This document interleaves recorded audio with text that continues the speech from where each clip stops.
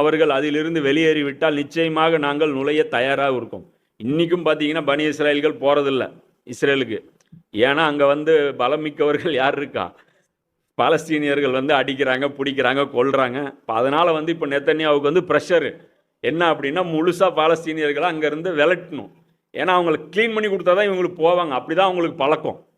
அந்த ஆதி காலத்துலேருந்தே அவங்களுக்கு பழக்கம். உள்ளே இருக்கிறது வந்து அந்த சண்டையெல்லாம் போட மாட்டோம். ஏன்னா அவங்க இப்போ உள்ளே இருக்கிறவங்க பனி இஸ்ரேல்கள் கிடையாது.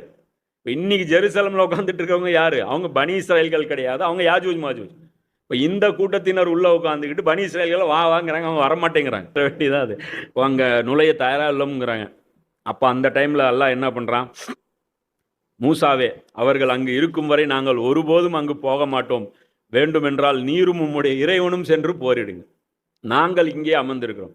இப்போ இந்த பொசிஷன் யார் எடுத்துக்கிட்டோம்னா இப்போ நாம எடுத்துக்கிட்டோம். என்னது?